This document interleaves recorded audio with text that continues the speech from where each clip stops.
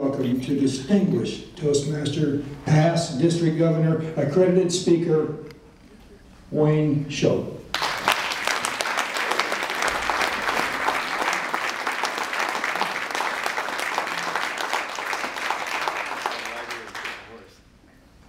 It was 1976.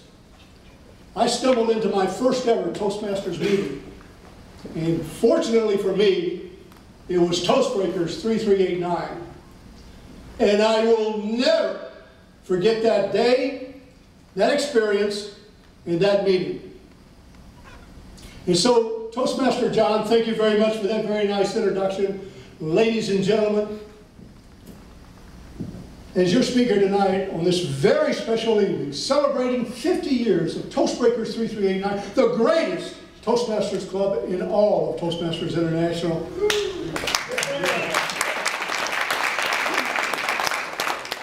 I want to take just a little bit of time here tonight to reflect on my 26 years as a member of this great club.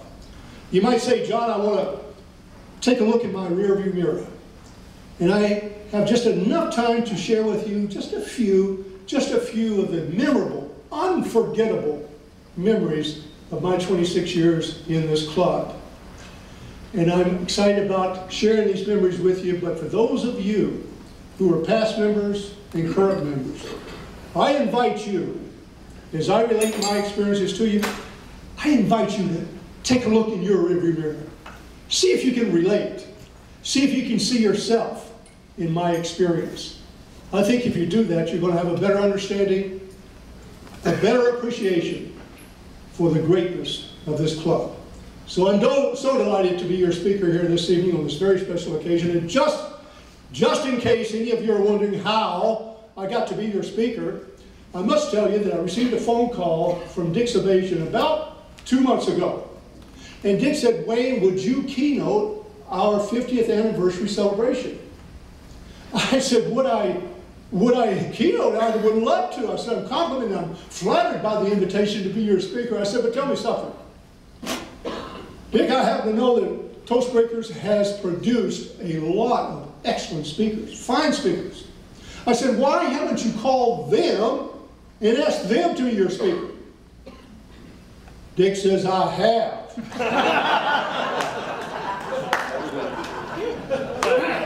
He said, I've called every one of them. He says, as a matter of fact, I'm scraping the bottom of the barrel to call you.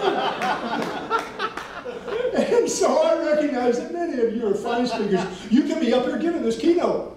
Let this be a lesson to you. Answer your phone next time. You might get the gig. But I am so happy that I got the gig, Dick. Thank you so much. Go back with me now to the year 1976. I do not want to hurt anybody's feelings. But I have looked around this room very carefully. And most of you can get back to 1976 without a whole lot of trouble. My good friend Bill Nichols over here, we wouldn't have any trouble getting back to 56, would we? But the year was 1976, and I stumbled in to the Sundial Lodge and Restaurant to attend Toastbreakers 3389. And as I look through my rearview mirror right now, I can see, as I walk in the room, I wasn't a guest of anyone, wasn't invited to the meeting, but as I walked into the room, I can see Rudy Potocznik, I can see Larry Lee, I can see Jack House, I can see Don Garrels, I can see Jerry Deller, I can see Mike Herrero. I see so many in my mirror. How about you? Who do you see in your mirror? Those Toastbreakers when you attended your first meeting. Well, I remember going in and sitting down at that meeting. I pulled up a chair, I sat down, I crossed my legs and folded my arms, and what I observed blew me away.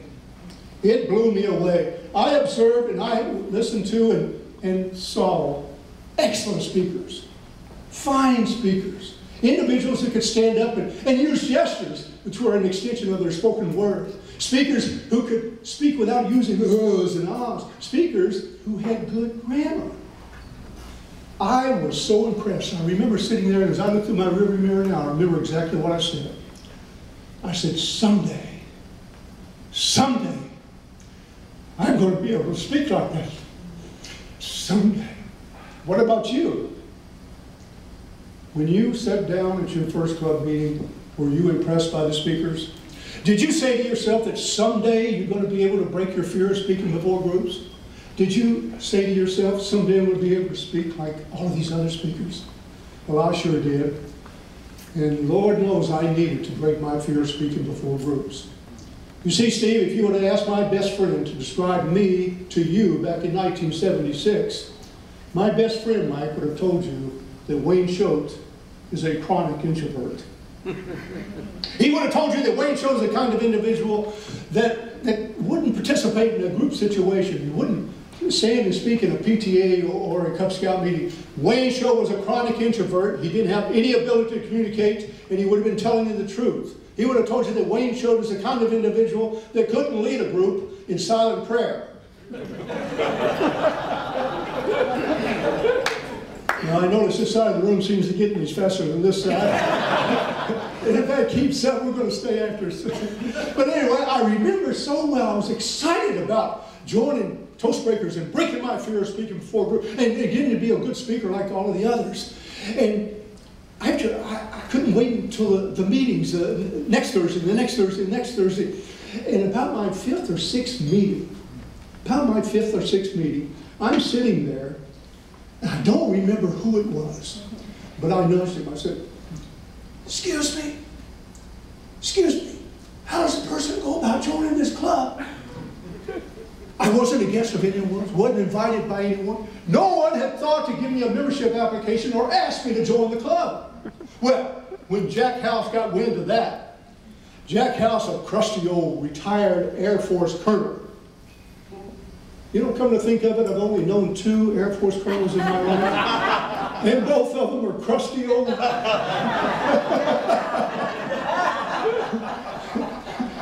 Well, when Jack House got wind of the fact that Wayne Schultz had not been given a membership application or asked to join, he took charge. He made sure before that meeting was over that I had that application completed. He made sure before that meeting was over that I was going to at least try to be installed. He said, Wayne, I want you to come forward. We're going to try and install you as a member of Toastbreakers 3389. So he said, come to the front of the room. So I come to the front of the room.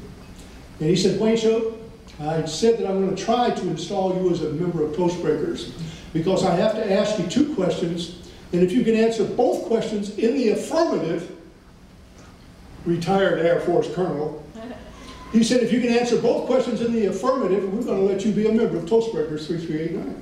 He said, are you ready for the questions? I said, I'm ready. He said, first question, do you have $15? Now, I'm dating myself. Back in 1976, that's all it cost to join Toastmasters was just $15. So Jack House says, do you have $15? I said, yes, I do. He said, second question, do you have it with you? And that started my whole career, my whole 26 years in Toastbreakers. Now, let me ask you, you past members and current members, as you look in your rearview mirror, do you remember that installation? Do you remember the installing officer?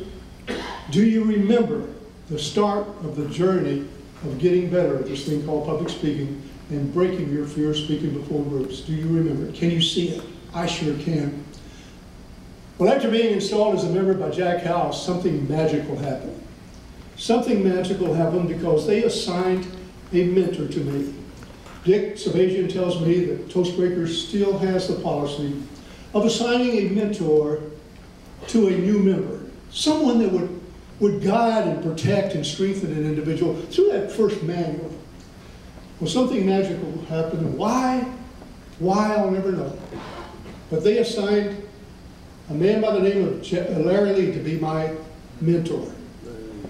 Now, he's been mentioned a couple of times here tonight, and Bill Nichols gave him an evaluation that I wouldn't agree with, because Larry Lee was the best mentor that an individual could have. Can you see your mentor? Was he a good one? Was she a good one? Larry Lee. And I hope all of you caught the message when Bill Nichols mentioned that he was the first District 33 governor. The first district. He was the one that laid the foundation for the successful years in our district. That's our district. He laid the foundation for a successful years to come. But he was assigned to be my mentor, and he was the greatest mentor that ever could have had, an individual could have ever had. Larry Lee was the kind of mentor that would call me before a Thursday morning meeting. He'd go over with me what my agenda assignment was. And he would tell me that you can do it. He says, whether you're the word master or the speaker or the topics master, whatever it is, you can do it. And he would tell me what I was, but he would also tell me this.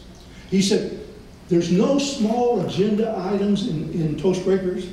He says, everyone, you should bring in your creativity, your imagination. Be creative. He said, and now, if you'll do this, he said, Wayne, if you'll do this, if you'll attend every club meeting that you possibly can, if you come completely and totally prepared and bring your creativity and imagination to it, he says, I can see you someday being able to be president of this club. He said, I could see you as someday being an area governor. He said, I can see you being a division governor. Why, I could even see you being a district governor. Larry Lee, Debbie, was an encourager. He was the kind of individual that could see things in other people that they didn't even know they possessed. Larry Lee operated out of the consciousness of Goethe. Goethe, who once said, if you look at a person as they are, they only become worse.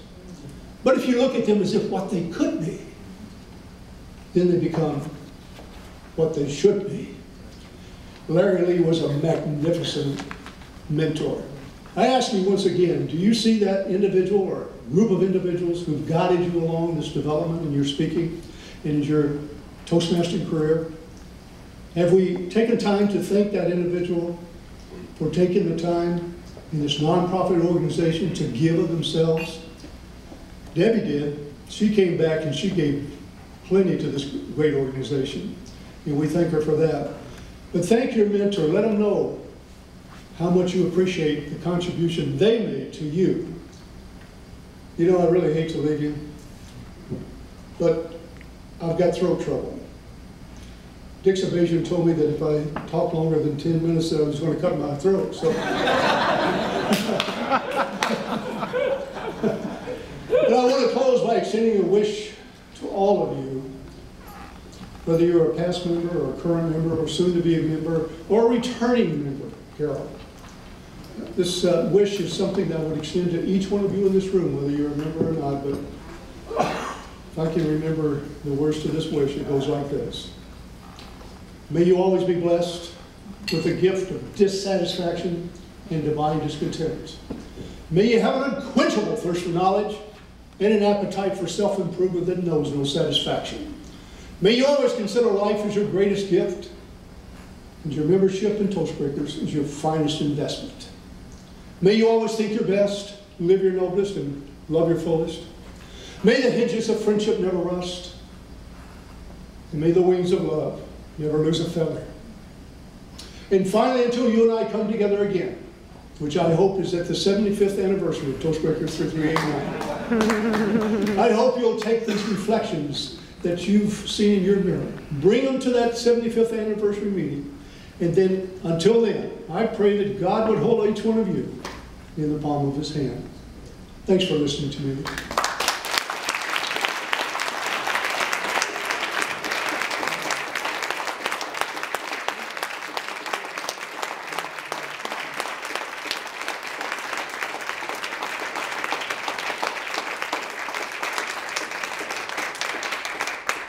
Wayne, on behalf of 3389 and all the people, men and women, past Toastmasters, present Toastmasters, I want to thank you very much for attending the meeting and giving your heart to a wonderful presentation. And on behalf of the club, we'd like to give you this small token, just a little envelope of our appreciation.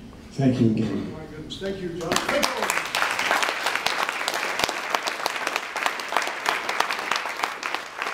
All right, ladies.